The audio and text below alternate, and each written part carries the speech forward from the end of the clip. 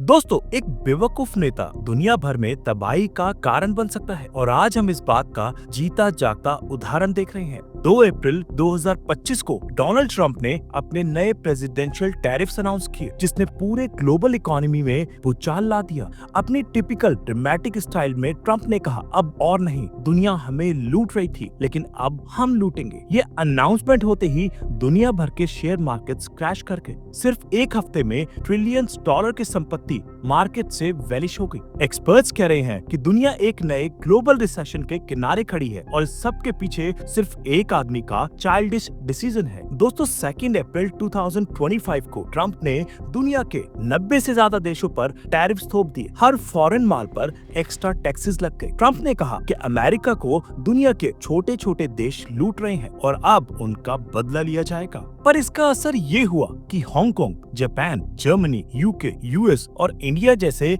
बड़े बड़े stock markets एक साथ क्रैश कर गए। फाइनेंशियल एक्सपर्ट्स का कहना है कि इतने सडन मूव ने पूरे ग्लोब को इकोनॉमिक रिसेशन के दरवाजे पर खड़ा कर दिया है। और कहानी यहाँ खत्म नहीं होती। जब ट्रंप ने चाइना पर 34% टैरिफ लगाया तो चाइना ने भी तुरंत 34% का जवाब दिया। ट्रंप ने फिर धमकी दी कि अगर चाइना अपना टैरिफ नहीं हटाएगा तो वो और 50% एक्स्ट्रा टैरिफ लगा देंगे। चाइना ने भी पीछे हटने से मना कर दिया। फिर अमेरिका ने और 50% टैरिफ थोपा और चाइना ने भी सेम किया। ऐसे छोटे बच्चों जैसे टिट फॉर टैट के खेल में दुनिया के दो सबसे बड़े इकोनॉमिस्ट उलझ गए और इसका नुकसान सबको हो रहा था, आम आदमी, बिजनेसेस और पूरा ग्लोबल मार्केट। लेकिन सबसे पहले ये समझना जरूरी है कि टैरिफ होता क्या है। टैरिफ असल में एक टैक्स होता है जो इम्पोर्टेड माल पर लगता है। जैसे इंडिया में अगर आप एक आईफोन खरीदते हैं तो उस पे 15% का इंपोर्ट टैक्स लगता है। टैरिफ्स दो काम करते हैं, एक गवर्नमेंट का रेवेन्यू बढ़ाना और दूसरा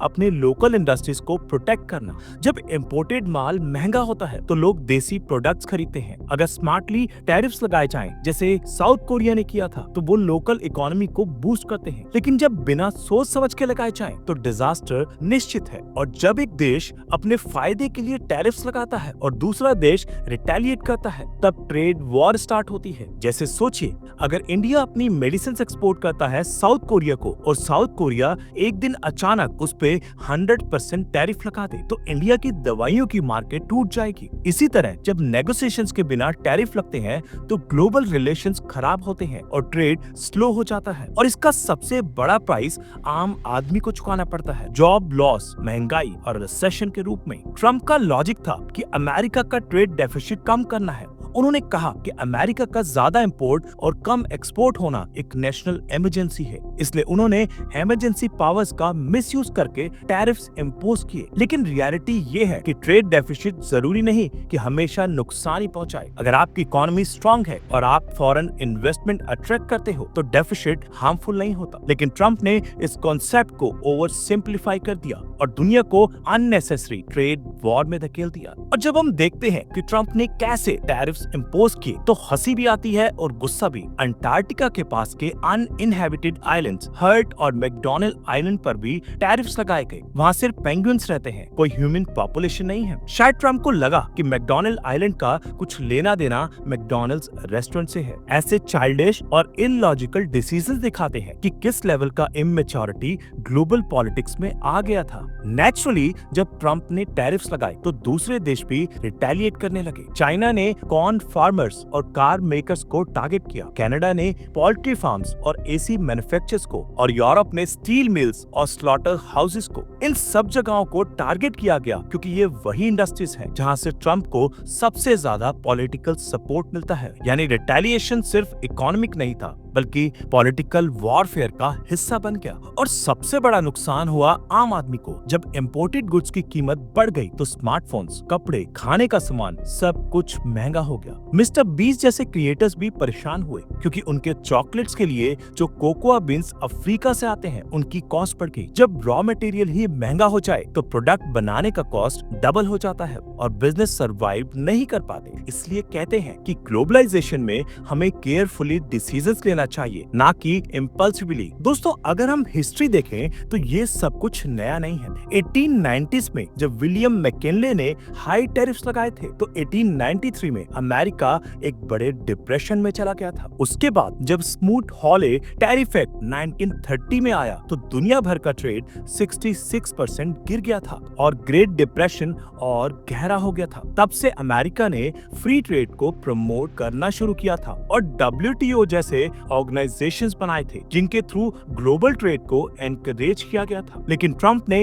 इन सब को उल्टा कर दिया। आज के टाइम में दुनिया के लीडर्स भी इस बात को लेकर चिंतित हैं। सिंगापुर के प्राइम मिनिस्टर ने कहा था कि 1930s में ट्रेड वॉर्स ही आर्म कॉन्फ्लिक्ट्स में बदल गए थे और सेकेंड वर्ल्ड वॉर का एक बड़ा कारण बने थे। और जब WTO जैसे इंस्टीट्यूशंस वीक होते जा रहे हैं और कंट्रीज अपने सेल्फिश इंटरेस्ट के पीछे भाग रही हैं, तो फ्यूचर और भी अनप्रेडिक्टेबल हो गया है। और जब दुनिया में ट्रस्ट की कमी होती है तो इकोनॉमिक और पॉलिटिकल दोनों स्टेबिलिटी खतरे में पड़ जाती है। 9 अप्रैल की रात को ट्रंप ने अनाउंस किया कि 90 देशों के टैरिफ्स 90 दिन के लिए पॉज किए जा रहे हैं, सिर्फ चाइना को छोड़ के। चाइना पर नए टैरिफ्स और बढ़ाए गए। इस अनाउंसमेंट के कुछ घंटे पहले ट्रंप ने ट्वीट किया था, this is a great time to buy. और जैसे ही अनाउंसमेंट आया, स्टॉक मार्केट तेजी से ऊपर चढ़ गया। काफी लोगों ने ट्रंप पर स्टॉक मार्केट मैनिपुलेशन का आरोप लगाया क्योंकि वो क्लियरली मार्केट के मूव्स को प्रिडिक्ट कर रहे थे और अपने फॉलोअर्स को सिग्नल दे रहे थे। ट्रंप के बिहेवियर के पीछे दो अलग थ्योरीज हैं। एक कहती है कि ट्रंप ने दुनिया के रिस्पांस को अंडर एस्टिमेट कर दिया था और जब पूरा वर्ल्ड उनके खिलाफ हो गया तब उन्होंने पीछे हटने का डिसीजन लिया। दूसरी थ्योरी कहती है कि ये सब ट्रंप का 4D चेस था, पहले सब पर प्रेशर डालकर सिर्फ चाइना को आइसोलेट करना। दोनों केसेस में असली बात ये है कि ग्लोबल इकोनॉमी एक पॉलिटिकल गेम बन गई थी जिसमें आम आदमी का भला सोचा ही नहीं गया। और जब हम सब कुछ देखते हैं तो एक बात क्लियर होती है, इमैच्योर लीडरशिप का प्राइस दुनिया के छोटे से छोटे व्यक्ति को चुकाना पड़ता है। दोस्तों, सही लीडरशिप स्पीचेस, ड्रामा और स्लोगन से नहीं बल्कि थॉटफुल और रिस्पॉन्सिबल डिसीजन से होती है। और जब लीडरशिप इमैच्योर हो तो दुनिया का फ्यूचर हमेशा अनसर्टेन रहता है। दोस्तों, अगर आपको वीडियो पसंद आई हो तो वीडियो को लाइक करें, अपने दोस्तों के साथ शेयर करें और हमारे चैनल को सब्सक्राइब करना न भूलें।